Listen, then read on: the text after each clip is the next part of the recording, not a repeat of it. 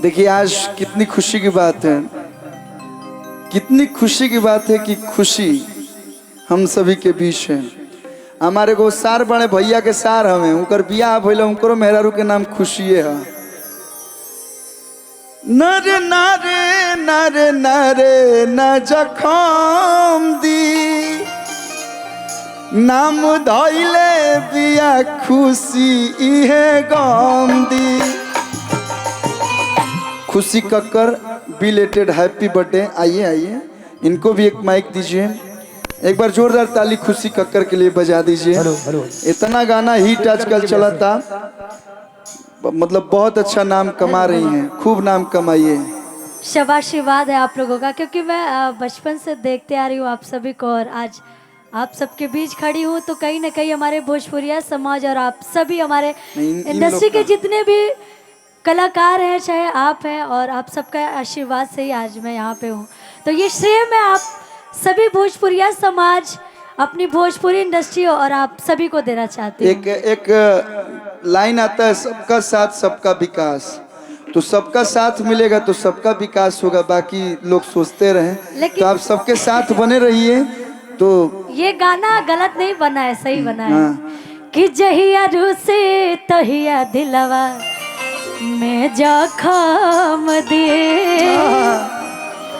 नाम धइले बिया खुशी है गम दे।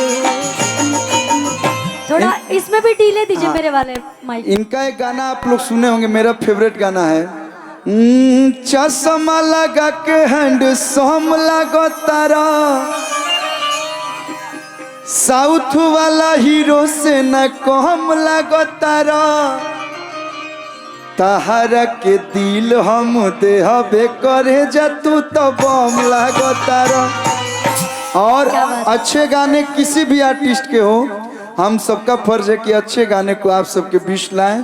और बहुत HR म्यूजिक से आया था, आशुतोष भैया के कंपनी से एक और गीत आइल है HR म्यूजिक से कि हम है यूपी बिहार वाला हवे, आ हीरो हैंडसम हथियार वाला हवे। और आई कि कर के आँख जानी मारी हो ये सखी हमार वाला हवे,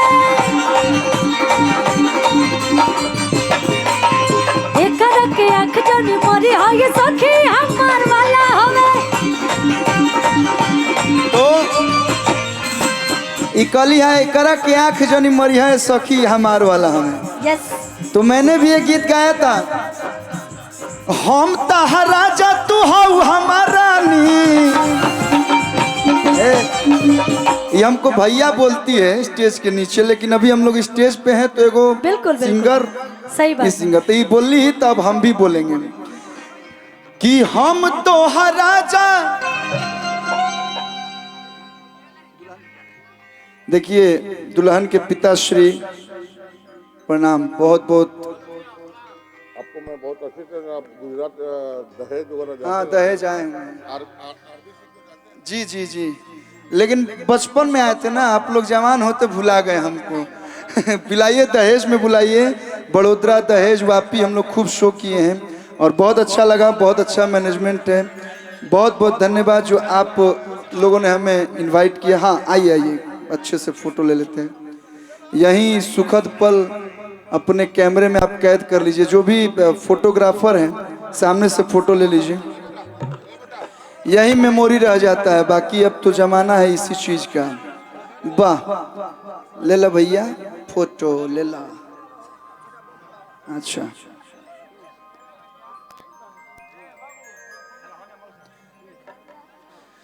कि हम तो राजा तू हऊ हमारा नी, तो कान खोली सुना आई लव यू फलानी, कान खोली सुना आई लव यू फलानी। पलटी के पानी जस छलक के जवानी, पलटी के पानी जस छलक के जवानी। अब हो गई, फोटो हो गया ना भैया, गाने दीजिए, 2-4 मिनट गाने दीजिए। Thank you. कि कान खोली सुना आई लव यू फलानी, कान खोली सुना। और देखिए इस गाना में जो लाइन था, मेरा छोटा बाबू आर्यन इधर आइए, उन्हीं का हम एक गीत गाए थे, इसमें वो ही गाएगा। अच्छा गाओ।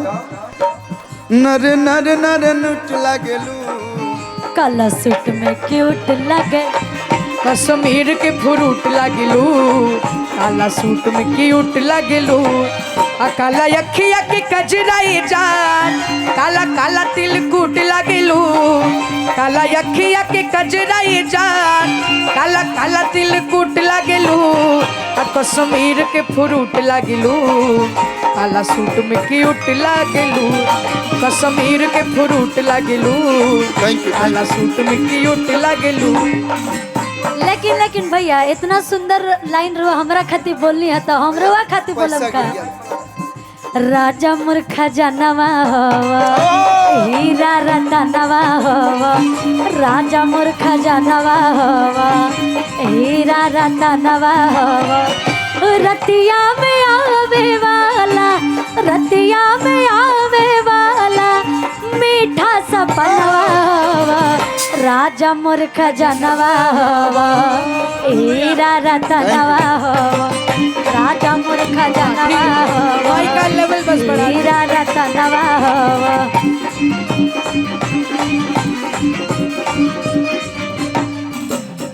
थोड़ा देखिए मंच को हल्का हल्का खाली रखिए। तो हाँ, जो आए प्यार दे, इसके बाद मंच को। एगो बड़ा बढ़िया गाना है, बोले हमनी के सांसद महोदय हैं मनोज तिवारी जी, भोजपुरी के मेगा स्टार हैं। वहाँ के गीत गौले रहनी, गोरिया चांद के अजोरिया नियन गोर बारू हो, गोरिया चांद के अजोरिया नियन गोर बारू हो, तुहर जोड़ के हुनई के बेजोड़ बारू हो, तुहर जोड़ के हुनई के। ये बनारस एक ऐसा धाम है, बनारस एक ऐसा जगह है, इतना पवित्र जगह, संगीत नगरी बोलते हैं एजा। और एजा जे बस गए, समझी कि भोले बाबा के दिल में बस सही गए। बात।